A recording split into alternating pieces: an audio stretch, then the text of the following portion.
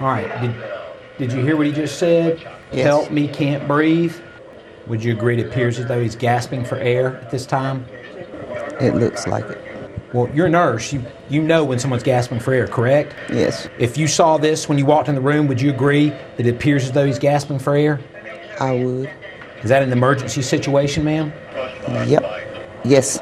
According to my notes, the call light was initially hit at 4:34:35. So I would like for you to assume for me that the call light was initiated at 4:34:35 and she walked into the room at 4:42:18. Is that an acceptable period of time for someone to answer a call light?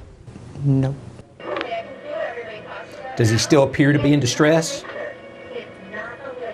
Yes.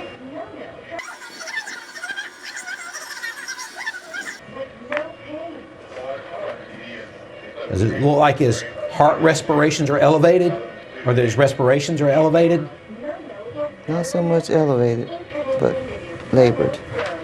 And it appears she left the room by 4:44:23, correct? Yes. Did you see her do an assessment of Mr. Dempsey? No. Did you see her take vital signs of Mr. Dempsey? No. Did you see her do anything other than do a med pass and reposition him? No. And turn off the call light, correct? Correct. Do you believe that interaction with Mr. Dempsey complied with the standard of care? No. And ma'am, you're a supervisor at SAVA, correct? Yes. You supervise nurses, right? Yes. All right. If you witnessed this nurse, had you seen this as it was happening, would you have written her up? Yes. How does it make you feel to watch this, ma'am? Sick. Okay. Who just came into the room, That's ma'am? me. That's Fine. like me. I'm pretty sure it is. You came into the room at 6:23:10, correct, ma'am? Yes. And contrary to the way you testified previously, there's no one doing CPR, is there? No. And the nurse was doing what? Chest compression. Chest compressions. From the time you came in, you took over doing chest compressions from Miss Loyce, correct? Yes. All right. And you continuously gave chest compressions until Miss Loyce came back. Yes. At which time you relieved the nurse's aide named Miss Mable. Yes. You guys continued giving CPR until the EMTs took over? Yes. You mentioned a few minutes ago that once you start CPR, you shouldn't stop. Is that correct? Yes. If you recall, what you testified to previously was that you started CPR and you kept going until the EMTs arrived. Do you recall testifying to that? Yes.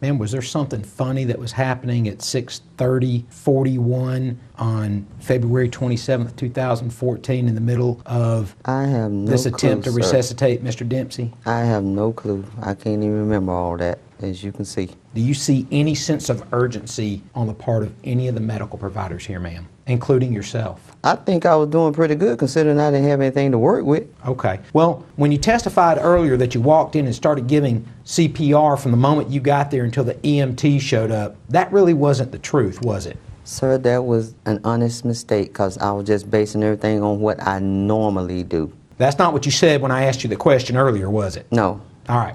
Earlier you testified that you remembered walking in and seeing a nurse on one side of the bed and a CNA on the opposite side of the bed. Remember testifying to that? Yes. Crash cart there in the room. They were Yes. providing CPR, correct? Yes. You went over there and you took over so that one nurse could go call EMS, and you gave CPR from the moment they left until the EMT showed up. Remember that? Yes. All right. But watching this video, we don't see that happen at all, do we, ma'am? No. All right. Again, it was an honest mistake. That's what I generally do. Tell me what the environment should be like. It should be bustling with people. I'm sorry? Bustling with people. All right. Busy. That's right. Do you believe that Mr. Dempsey and his family deserve better than this, ma'am? Yes.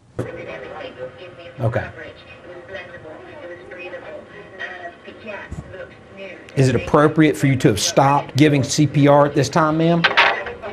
If the thing is not working, Well, shouldn't you be doing chest compressions right now, ma'am? yes. Okay. When you first put makeup on, it's great. And 5 minutes later, you have to patch. But with your cover, it's perfect.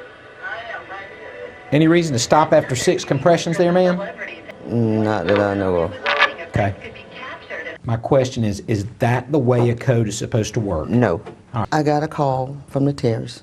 I just happened to be at the desk, and I picked it up. She said, we got a code. I just said, be right there, hung up the phone, ran out the door, crossed the courtyard, through the east wing, and the elevator was there, and I went downstairs, and they told me she was in 326. I'm sorry, not 326, well, 3-something. And I went down there, and they had the door open. They was doing the code. I took over. I said, you need to go call. So she could go call 911. And I started calling, and the other lady was back doing the rest with the bag. Tell me what you saw when you came into the room. Loyce was, that's the nurse, was doing compressions, and the aide was doing the bag. And the nurse was doing what? Chest compression.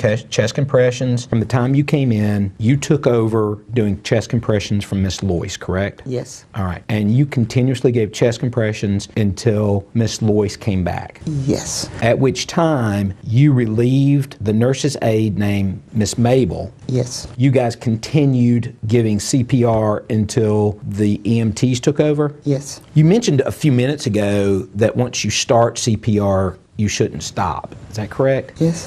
Why? I mean, you're trying to save a person's life. Once you start it, unless a doctor says stop, you have to continue. That's always been the rule. I'm the queen of residents' rights.